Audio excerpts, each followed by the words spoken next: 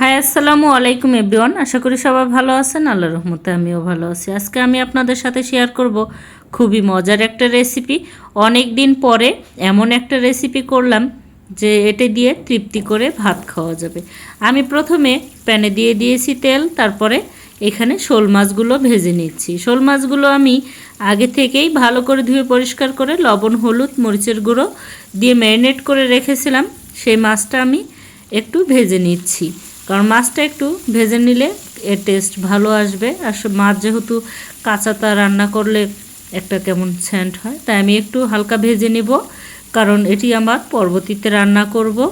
আজকে আমি রান্না করব শোল মাছ দিয়ে লাউ রান্না। শোল মাছ দিয়ে লাউ রান্না খুবই টেস্টি একটা খাবার সবারই, কারণ স্বাস্থ্যের জন্য খুবই উপকার। আর শোল মাছ তো লাউয়ের সাথে বেস্ট একটা মাছ। এই মাছ দিয়ে রান্না করলে শোল মাছটাই হচ্ছে পারফেক্ট হয় লাউয়ের জন্য। তাই ভাবলাম যে আমি শোল মাছটাই দিয়ে আজকে লাউ রান্না করি। যেহেতু রোজার দিন, রোজার সবসময় ভাজা পোড়া খাওয়া হয়, শরীরের ড্রাই হয়ে যায় আর গ্যাসের সব প্রবলেম, তাই ভাবলাম যে লাউ দিয়ে আজকে শোল মাছ রান্না করি আর আপনাদের সাথেও শেয়ার করি।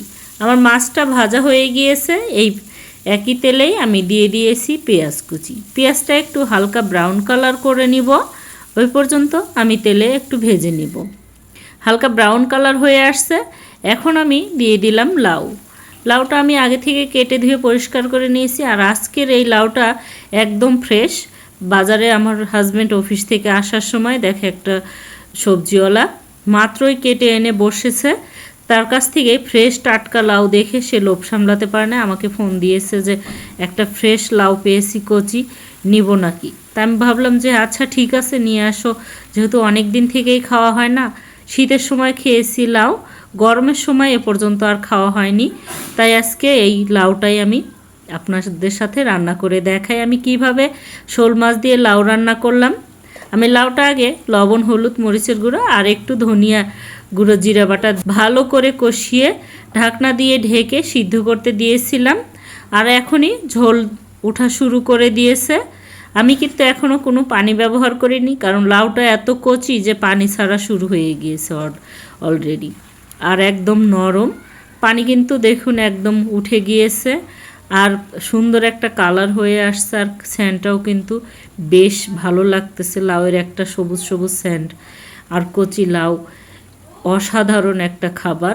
আমার খুবই প্রিয় লাউ, আপনাদেরও কেমন লাগে অবশ্যই জানাবেন। আর এখন আমি এই লাউয়ের মধ্যেই মাছটা ঢেলে দিলাম।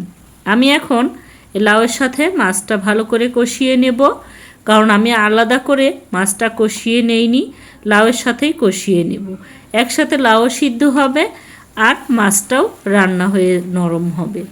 লাউটা এইভাবে কষিয়ে দিলে কিন্তু ভেঙে যাওয়ার সম্ভাবনা নাই, কারণ শোল মাছ কিন্তু শক্ত মাছ, তাই ভাঙে না। আর যেহেতু একটু ভাজা আছে, তা ভালো করে কষিয়ে এবার আমি একটু পানি দিয়ে ঝোলের জন্য দিয়ে দিলাম, কারণ আমি ঝোল বেশি রাখবো না, মিডিয়াম রাখবো, তাই সম পরিমাণে দিলাম। আর কম বেশি আপনাদের ইচ্ছা মতো আপনারা চাইলে দিতে পারেন। এটি রান্না কিন্তু খুবই সহজ এবং সাধারণ, কিন্তু খেতে অসম্ভব মজার।